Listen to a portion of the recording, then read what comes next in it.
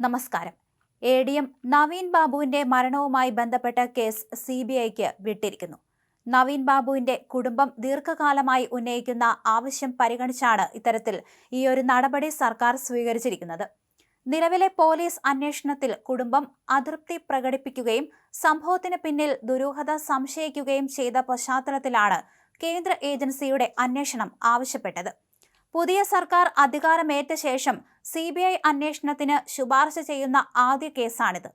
കഴിഞ്ഞ സർക്കാരിന്റെ കാലത്ത് CBIക്ക് നേരിട്ട് കേസ് ഏറ്റെടുക്കാനുള്ള പൊതു അനുമതി റദ്ദാക്കിയിരുന്നതിനാൽ സംസ്ഥാന സർക്കാരിന്റെ പ്രത്യേക ശുപാർശ ഈ ഘട്ടത്തിൽ അനിവാര്യമായിരുന്നു.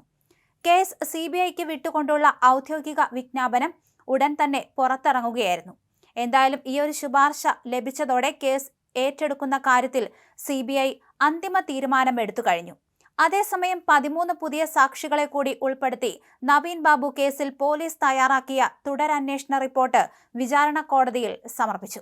നവീൻ ബാബുവിന്റെ ഭാര്യ മഞ്ജുഷ കോടതിയിൽ നൽകിയ പ്രത്യേക ഹർജിയുടെ അടിസ്ഥാനത്തിലാണ് കണ്ണൂർ ടൗൺ പോലീസ് വിശദമായ തുടരന്വേഷണം നടത്തി റിപ്പോർട്ട് സമർപ്പിച്ചത്. എന്നാൽ കേസ് മനഃപൂർവ്വം നീട്ടിക്കൊണ്ടു പോകാനുള്ള നീക്കമാണ് നവീൻ ബാബുവിന്റെ കുടുംബം ഇപ്പോൾ നടത്തുന്നതെന്ന് പ്രതിഭാഗം കോടതിയിൽ കുറ്റപ്പെടുത്തി.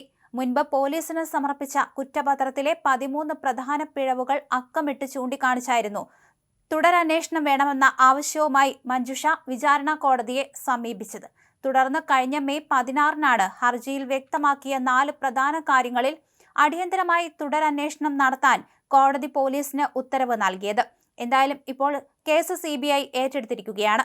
മാത്രമല്ല, നവീന്റെ മകൾക്ക് ആശ്രിത നിയമനം നൽകിയിട്ടുമുണ്ട്. PP ദിവ്യ ജില്ലാ പഞ്ചായത്ത് പ്രസിഡന്റ് ആയിരുന്ന കാലത്ത് ഔദ്യോഗിക മൊബൈൽ ഫോൺ ഉപയോഗിച്ചിട്ടില്ലെന്ന് പോലീസിന്റെ റിപ്പോർട്ട് വന്നിരുന്നു.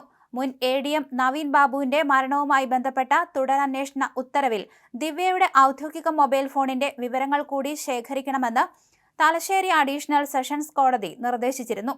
ദിവ്യയുടെ സ്വകാര്യ മൊബൈൽ ഫോൺ മാത്രമാണ് അന്വേഷണ സംഘം പരിശോധിച്ചതെന്നും ഔദ്യോഗിക മൊബൈൽ ഫോൺ പരിശോധിച്ചില്ലെന്നും കാണിച്ചുകൊണ്ട് നവീൻ ബാബുവിന്റെ കുടുംബം നൽകിയ ഹർജിയെ തുടർന്നായിരുന്നു കോടതി നിർദ്ദേശം. എന്തായാലും നവീന്റെ ഭാര്യ ഏറെ നാളായി ആവശ്യപ്പെട്ടതാണ് ഈ കേസ് CBIക്ക് വിടണമെന്ന്. എന്തായാലും പുതിയ സർക്കാർ അധികാരമേറ്റതിനു ശേഷം ഇത്തരത്തിൽ CBIക്ക് കൈമാറിയിരിക്കുകയാണ് ഈ കേസ്. പ്രധാന പ്രതി PP ദിവ്യ തന്നെയാണ്. തുടരന്വേഷണ റിപ്പോർട്ടിൽ ഇത്തരത്തിലുള്ള കാര്യങ്ങളാണ് സൂചിപ്പിക്കുന്നത്.